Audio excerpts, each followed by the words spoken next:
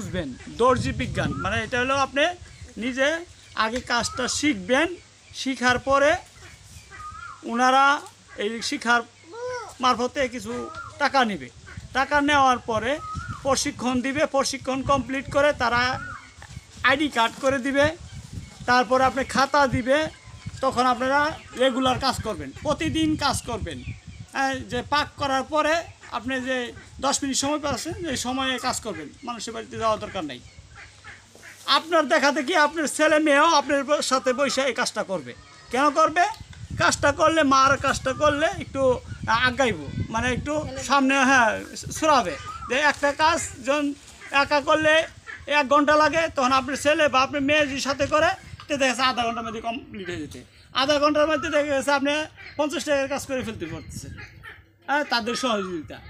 আর যদি তারা সহযোগিতা না করে দেখা যাচ্ছে 1 ঘন্টা সময় লাগতেছে। কিন্তু এই জন্যই যে আপনারা ঘরে বসে যেন কাজ করতে পারেন, বাইরে যেতে না যেতে হয়। তাহলে কী করতেছে যে গার্মেন্টসে কাজ করতে গেলে আপনি ঘর ভাড়া লাগবে, আপনি বাড়িতে বসে করলেন কোনো ঘর ভাড়া লাগলো না।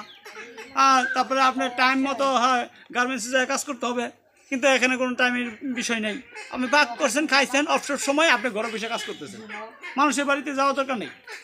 নিজে ওনারা কাজটা শিখা দিয়ে আপনাদেরকে সুতা দিবে, কাপড় দিবে, কাপড়টা কাটা থাকবে, আপনাদেরকে সুতা দিবে, কাপড় দিবে, আপনারা সেলাই করবেন, আপনাদেরকে মজুরি দিবে। যে যত বেশি কাজ করবেন তারা তত মজুরি বেশি পাবেন। কথা বুঝতে পারছেন? এখানে আমার কোনো বেনিফিট না, তাদের কোনো বেনিফিট না। তারাও একটা কোম্পানি চাকরি করে, সমাজ কল্যাণের অধীনে ওই কোম্পানির রেজিস্ট্রেশনপ্রাপ্ত, যে অপু হস্তশিল্প, বুঝছেন?